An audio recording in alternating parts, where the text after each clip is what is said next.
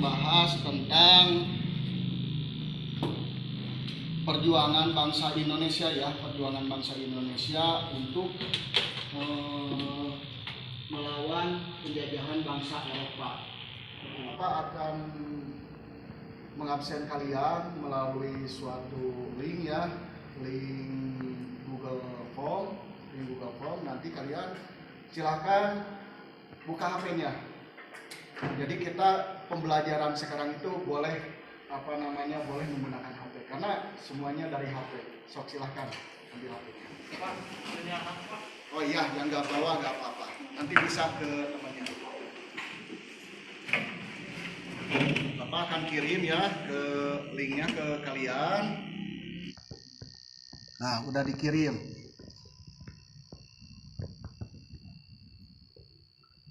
Silakan kalian kerjakan. Silakan kalian kerjakan ya. Silakan absennya. Sebelum melaksanakan pembelajaran, alangkah baiknya kita berdoa. Berdoa dalam hati masing-masing, mulai.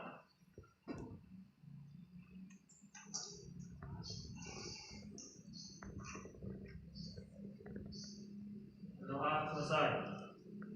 Siap bagi salam. Waalaikumsalam warahmatullahi wabarakatuh. Nah, alhamdulillah setelah kalian mengisi absen, kemudian kita berdoa mudah-mudahan pembelajaran kita pada hari ini semuanya berjalan dengan lancar dan sehat walafiat. Amin. Nah, sebelum dimulai, ayo kita semuanya berdiri, kita dengarkan dulu, kita nyanyikan dulu lagu Indonesia Raya. Indonesia tanah airku, tanah tumpah darahku.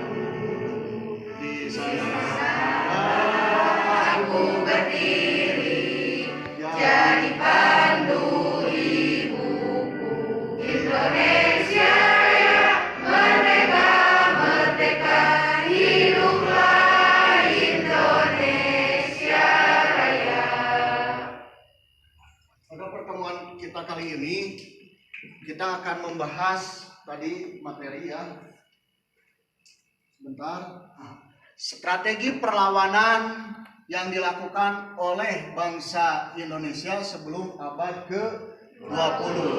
Nah, inilah awal mula sebenarnya Indonesia ini merupakan sumber kekayaan bagi mereka karena ada 3G.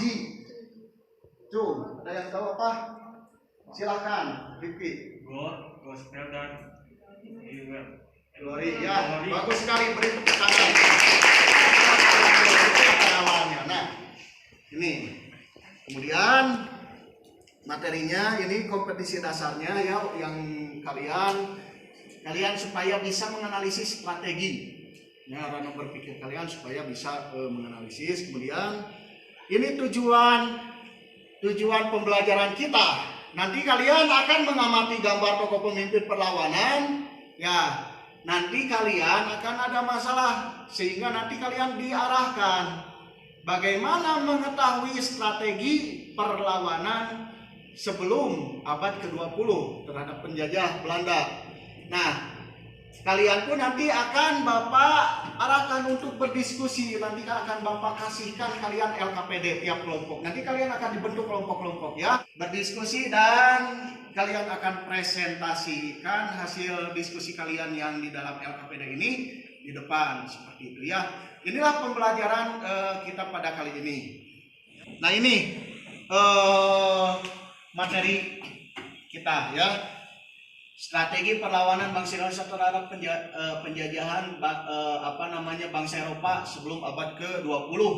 Yang pertama perlawanan terhadap Portugis, yang kedua perlawanan terhadap penjajahan Inggris, yang ketiga penjajahan Spanyol, yang keempatnya penjajahan Belanda. Di mana Belanda ada dua, ada VOC, ada juga Belanda. Ya. Oke, sebelum diawali, di sini ada uang pecahan 2000 rupiah. Apa yang kalian ketahui dari uang ini? Ada apa? Coba cung tangannya. Silakan. Gambar pahlawan, Pak. Gambar pahlawan. Tepatnya siapa? Pangeran Antasari. Ya, coba yang ada di dalam pikiran kalian. Kenapa di dalam uang 2000 atau uang kita ini ya dari 1000, 2000 sampai 100.000 ada gambar pahlawannya. Coba acungkan tangannya satu orang. Kenapa di dalam uang pecahan rupiah ada gambar pahlawan? Coba. Silakan. Ada yang mau berpendapat? Silakan. Karena mereka telah memperjuangkan bangsa dan negara ini, Pak. Betul sekali. Bagus ya. Apalagi? Silakan Juri, Pak. Apa yang keras? Untuk mengenang jasa para pahlawan. Betul sekali, untuk mengenang jasa para pahlawan. Pak. Jadi intinya kita pada saat ini sekarang ini harus senantiasa mengenal jasa-jasa pahlawan. Ya, tokoh-tokoh pahlawan yang memperjuangkan kemerdekaan Indonesia.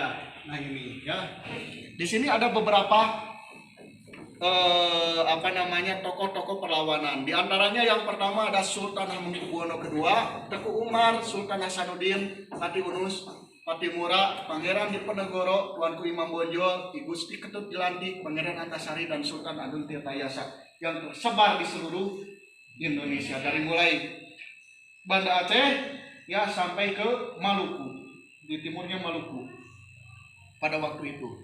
Nah ini masalah yang akan kalian pecahkan pada kali ini. Ya. Ada 3 masalah. Yang pertama, mengapa sebelum abad ke-20 ini perlawanan rakyat Indonesia terhadap penjajahan Eropa itu selalu dengan cara berperang? Perang, gitu kan? Tadi udah dijelaskan ya. Jadi perlawanannya secara spontanitas, perang terus gitu ya. Yang keduanya, apa sih faktor pendorongnya? Jadi sehingga tokoh pemimpin ini saat itu mengajak rakyat melawan penjajah dengan cara berperang secara fisik, bukan dengan berunding. Jadi ngajak, ayo kita lawan, ayo kita serang gitu ya. Mengapa perang melawan penjajah ini selalu mengalami kekalahan? Nah ini 3 bahasan yang akan kalian kerjakan pada saat ini. Nah, oleh karena itu Bapak akan membentuk kalian menjadi beberapa kelompok. Laki-laki ada yang 2 orang masuk ke satu kelompok ya, dari depan aja lah biar gampang ya. Kalau 18, kalau gitu bagi 5, ada yang 4, ada yang 3 ya. Nah, PD-nya udah dibagi. Nah, kalau sudah silahkan kerjakan. Bapak sudah berikan kalian juga sumber ya, sumber belajar, dan untuk sumber yang lain kalian boleh searching di internet ya, boleh di internet searching berkaitan dengan masalah-masalah ini. Jadi perlawanan terhadap Portugis, tokoh Spanyol, Belanda, Inggris, VOC itu ya. So silahkan kerjakan dari sekarang. Apabila ada yang kurang dimengerti, acungkan tangan, tanya ke Bapak ya. So Bapak sambil melihat ya, ya. Perlawanan terhadap penjajahan Portugis ada di depan cung Portugis ya. Nah seperti ini perlawanan terhadap Portugis. Yang pertama adalah adanya Kesultanan Demak ya, sambil kalian kerjakan searching yang lain, sumber yang lain. Nah ini ya, ada Adipati Unus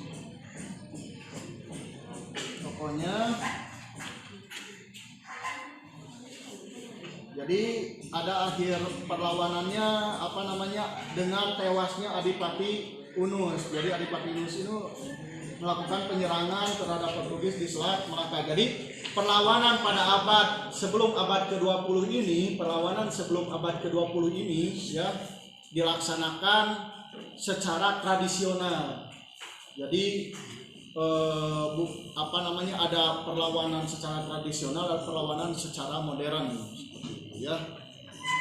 Udah beres semuanya? Nah, sekarang kalau udah beres silakan presentasikan mulai dari kelompok 1. Perwakilannya silakan, siapa? Asma, sok silakan. Izin berdiri. Silakan. Assalamualaikum warahmatullahi wabarakatuh. Di sini saya berdiri akan mempresentasikan perlawanan bangsa Indonesia terhadap penjajahan Portugis. 1. Perlawanan Pangeran Sabranglor atau Adipati Unus. Perlawanan tersebut melatar belakangi adanya monopoli perdagangan penguasaan terhadap Selat Malaka akan menjadikan kerajaan maju. Prosesnya yaitu perlawanan untuk mengusir Portugis dari Indonesia juga dilakukan oleh Kerajaan Demak yang tujuannya mengusir Portugis terhadap Malaka. Dampaknya yaitu serangan terhadap tidak dilakukan dengan persiapan atau jarak yang jauh. Sekian dari presentasi kelompok saya. Ada yang ditanyakan? Ya, jelas. Kita tepuk tangan dulu. Silakan kelompok 2 silakan. Berdiri Pak. Silakan. Di sini saya akan mempresentasikan perlawanan bangsa Indonesia terhadap penjajahan Belanda. Yang pertama yaitu perang Padri yang dilatar belakangi oleh kepulangan 3 haji dari Mekah, yaitu pada tahun 1803. Prosesnya tahap pertama pada tahun 1821 sampai 1825. Pada tahap ini peperangan terjadi antara kaum Padri dan kaum adat, dan dampaknya adalah kekalahan ini berakibat jatuhnya wilayah Sumatera Barat ke tangan Belanda. Sekian dari saya. Assalamualaikum warahmatullahi wabarakatuh. Ada yang ditanyakan? Ayo, mulai. Sudah jelas. Sudah jelas? Sudah. Tidak? Gimana? Oke, jadi ya udah nggak apa-apa. Bagus, kelompok 2 ya, berikan tepuk tangan. Itu ya, coba terakhir dari kalian sebelum kita akhiri pembelajaran pada hari ini, coba 1 orang saja cung yang mau memberikan kesimpulan semuanya. Oh, Hasna silakan. Kesimpulan dari pertemuan hari ini adalah perlawanan sebelum abad ke-20 masih tradisional dan bersifat kedaerahan. Alat-alat tradisional tidak sanggup melawan senjata modern sehingga bangsa Indonesia kalah. Kita sebagai generasi muda selayaknya jangan mudah emosi dan bisa menyelesaikan konflik dengan cara damai. Kalian isi dulu nama dan kelas. Jangan buru-buru isinya ya, langsung aja. Dengan kemampuan kalian baca baik-baik isi soalnya ya, seperti itu. Bapak kasih waktu kalian selama 30 menit sisanya ya, silakan mulai dari sekarang. Terima kasih. Assalamualaikum warahmatullahi wabarakatuh.